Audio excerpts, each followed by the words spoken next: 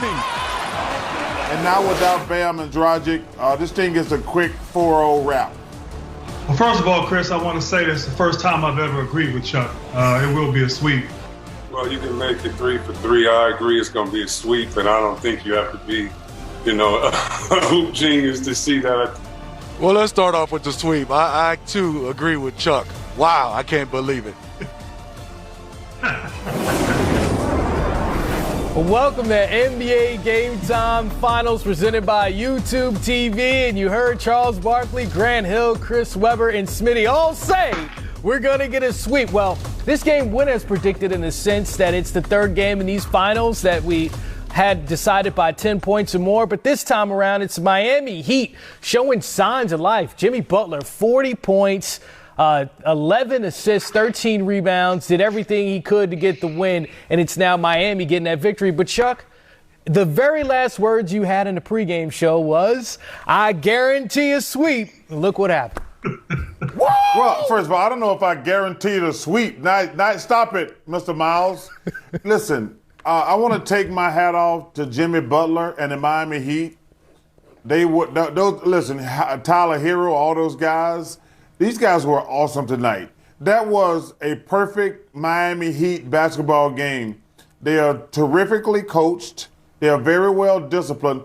But this, to me, was two things. Number one, Jimmy Butler willing his team to win this game. But, Chris, we had this conversation earlier today talking about when the Lakers win, whether it's 4 or 5 games, it doesn't matter.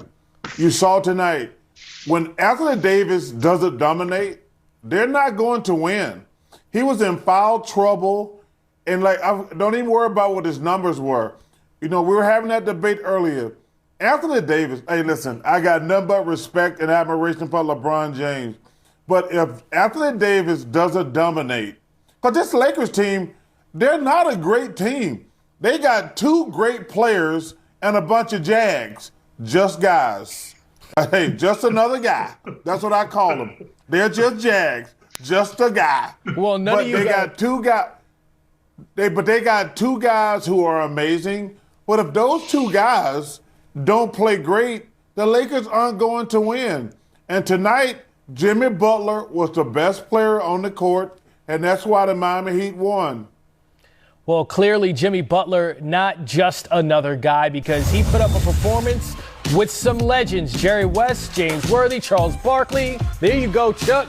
Steph Curry and LeBron James has done it 5 times, 30-point triple-doubles in the finals. But those 40, 11, and 13, those numbers have never been met or exceeded by any of the guys on this list in one single finals game. So when you see those numbers, you see those stats, Grant, how impressive was Jimmy Gets Buckets Butler? Because tonight we can certainly call him that.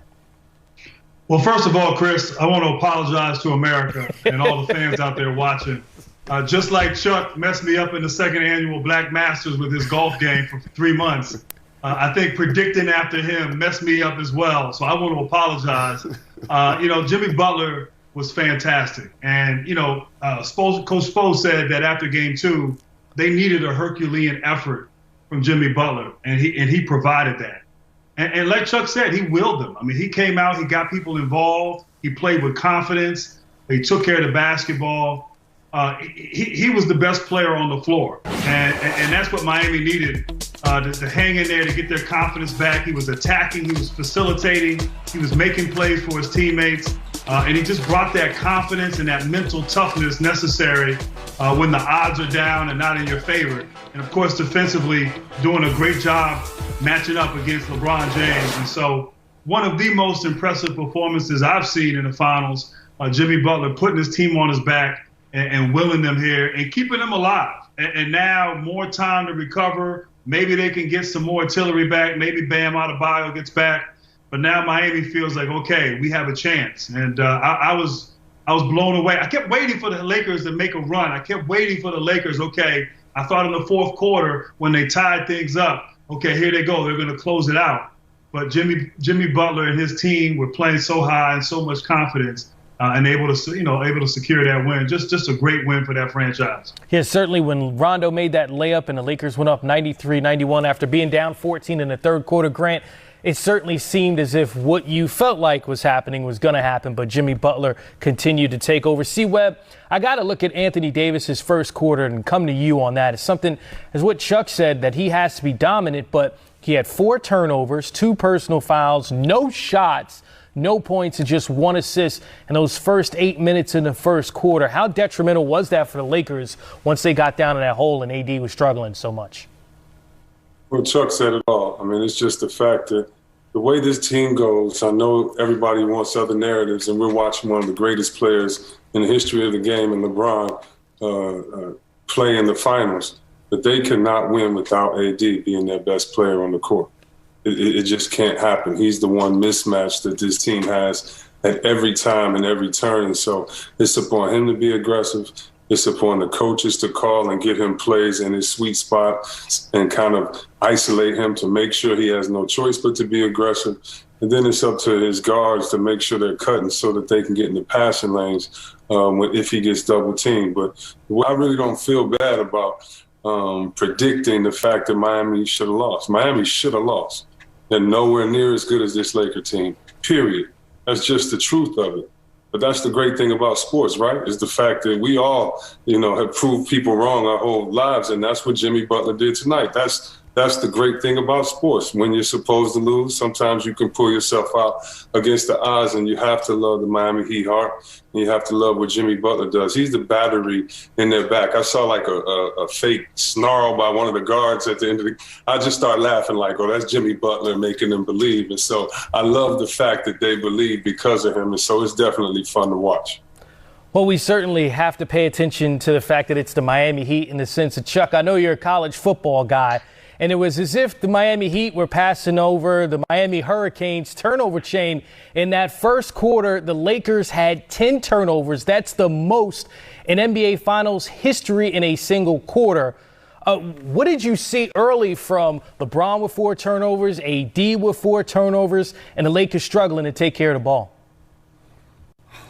Well, listen, we can all get excited and act like Miami's back in the series, but the Lakers are still in control of the series. This, to me, was a team that's like, you know what, we're 2 games away from the championship, and they underestimated that the other team got NBA players also, and one guy had a heroic night. What Jimmy did tonight was amazing. But listen, this is the Lakers team. They have 2 guys who are amazing. And I told you, no disrespect, because every NBA team got this. I call them Jags. Just a guy. Every NBA team got a bunch of Jags. But the key is, do you have enough supers? And if LeBron and AD, if they don't play great, I said this on TNT, LeBron and AD, if they play great, those other guys, they're front runners. No disrespect, they're front runners. They play well when AD and LeBron play well. Hey, that's the thing.